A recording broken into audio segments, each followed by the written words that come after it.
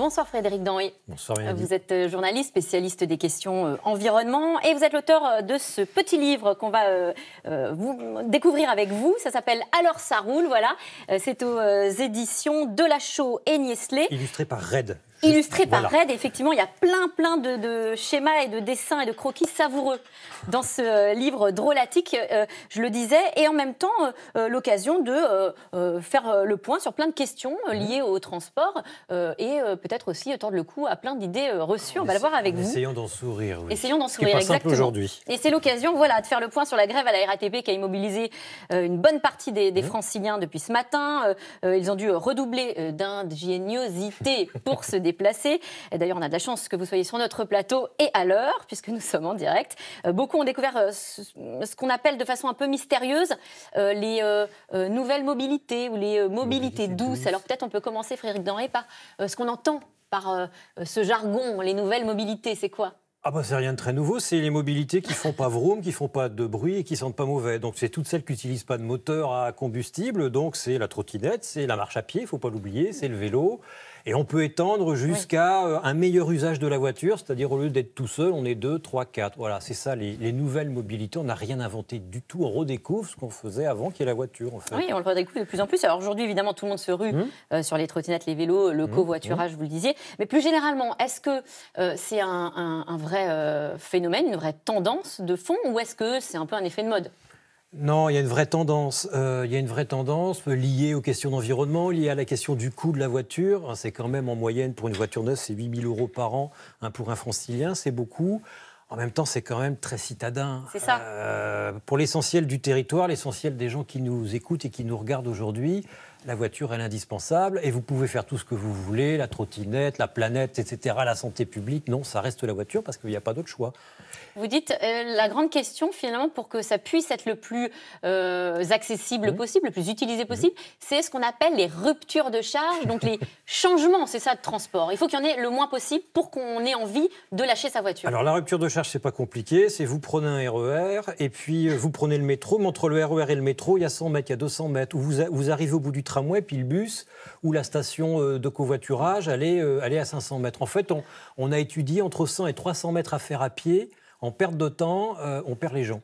En gros, on perd les gens. Et donc, en fait, si vous voulez que les gens utilisent les transports en commun, il y a deux choses. Un, il faut qu'il y ait le moins de rupture de charge. Donc, il ne faut pas qu'ils aient trop de complications à trouver l'autre moyen de transport. Et puis, il faut que la tarification, elle soit simple, qu'il n'y ait qu'un seul ticket ou une seule carte. Et là, on commence à amener des gens de la voiture vers les transports en commun. Et alors, justement, la loi mobilité qui est actuellement en cours au Parlement, est-ce que ça va changer la donne ? Est-ce que ça va dans le bon sens ? A priori, oui, mais il n'en reste pas moins que la mobilité, elle est de l'ordre des collectivités, des métropoles. Et ce qu'il y a de toujours très compliqué, souvent, c'est la tarification, c'est la transparence de la tarification. C'est-à-dire, j'ai un seul ticket et j'ai une tarification simple. Et là, je peux vous dire, il y a quand même beaucoup de boulot à faire. Même à Paris, on est le réseau de transport en commun le plus dense. Et pourtant, vous sortez du métro, là, ça, les touristes ne comprennent pas. Quand vous entrez dans le tramway ou dans le bus, il vous faut un ticket, quand vous n'avez que des tickets. Et ça, c'est incompréhensible. Il y a d'autres villes, comme Belfort, qui ont résolu le problème. Il y a un ticket, point final. Et ça fonctionne mieux, du coup ? Et ça fonctionne mieux, et ça fonctionne d'autant mieux qu'ils ont mis ce qu'on appelle une tarification.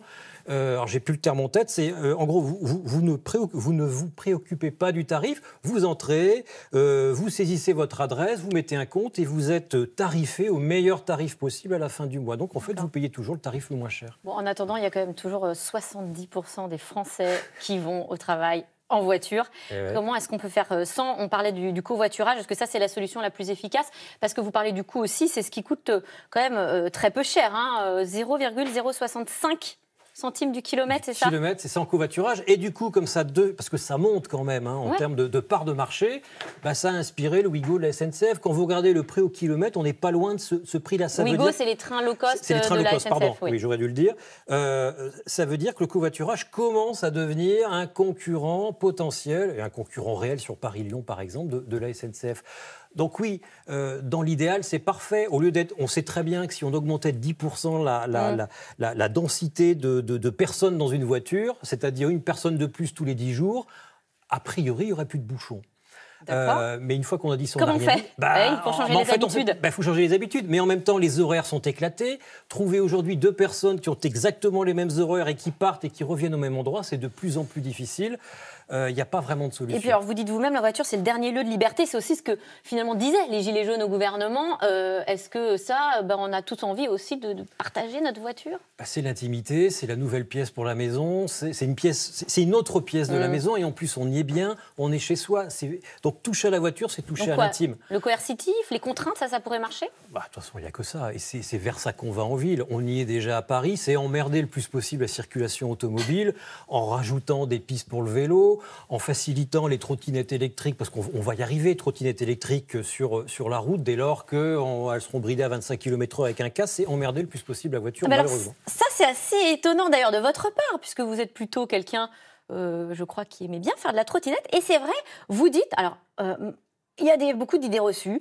Et finalement, est-ce qu'on n'a pas trop survendu la trottinette, le vélo ? Vous dites, je suis écœurée par les trottinettes électriques. Je suis écœurée par les trottinettes électriques. J'ai fait 20 ans de trottinette après, la trottinette à cuisse, celle-là. D'accord.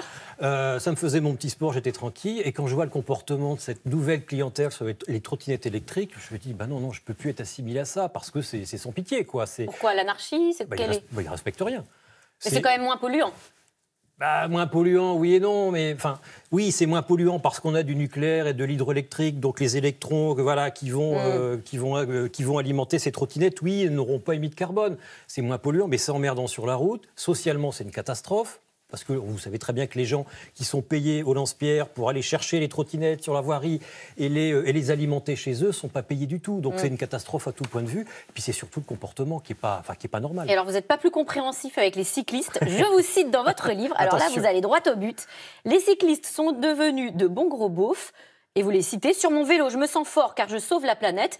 Je fais du sport. Et je t'emmerde, automobiliste polluant et gras du bide. Vous avez quoi contre les cyclistes ? Non, j'ai rien contre les cyclistes. C'est quand les cyclistes... Moi, j'ai remarqué ça à l'île de Ré cet été. J'étais avec mes enfants et j'ai l'impression qu'au-delà d'une certaine densité de population cycliste, le cycliste se transforme en automobiliste. C'est-à-dire qu'il ne pense plus... C'est pas sympa non plus pour les automobilistes. Non, c'est sûr. Non, mais il se comporte comme s'il était tout seul. Et il en oublie qu'il y a une priorité à droite, qu'il y a des enfants, il en oublie qu'il y a des gens un peu âgés qui roulent lentement. Donc en fait, c'est toujours pareil. Il faut qu'il y ait un partage, mais une fois qu'on a dit ça, on n'a rien dit. Et si vous avez un avantage qui est conféré à un usager de la voirie plutôt qu'à un autre, vous avez à peu près les mêmes comportements. Donc en fait, ce que vous êtes en train de nous dire aussi, c'est peut-être avec ces nouveaux modes de mobilité, il va falloir aussi adapter les villes, adapter les règles. Il faut que les villes s'adaptent davantage. Les villes sont en train de le faire, on le voit bien à Paris, même si ça se passe mal, parce que Paris est centralisé, tout passe par Paris, et Paris ne discute pas vraiment avec la banlieue, mais il y a d'autres villes comme à Bordeaux, comme à Toulouse, comme à Strasbourg, où ça se passe bien. De toute façon, il faut laisser plus de place aux vélos, il faut laisser plus de place aux piétons, il faut que ça soit sécurisé. Ça a au moins un mérite, c'est que ça diminue de toute façon la vitesse moyenne de la voiture, et comme par hasard, on remarque qu'il y a moins d'accidents et qu'il y a moins d'engueulades entre les chauffeurs, c'est ce que m'a dit le taxi qui m'a amené tout à l'heure. En fait, lui est très content, ce taxi, qui est des vélos, parce qu'il roule moins vite et il s'engueule moins avec les autres automobilistes. En fait, il faut apaiser le rapport à la voirie, le rapport au déplacement. Eh bien, apaisons-nous. Merci Frédéric Denrey. Merci à vous. Merci d'être venu sur notre plateau. Je rappelle le titre de votre livre. Alors, ça roule, et bien reçu sur les transports. C'est aux éditions Delachaux et Nestlé. Merci. Tout de suite, vous retrouvez C'est dans l'air avec Axel de Tarlé qui revient sur la grève à la RATP. C'est dans l'air est intitulé ce soir Régimes spéciaux. La bataille ne fait que commencer. Bonne émission et moi je vous dis à lundi.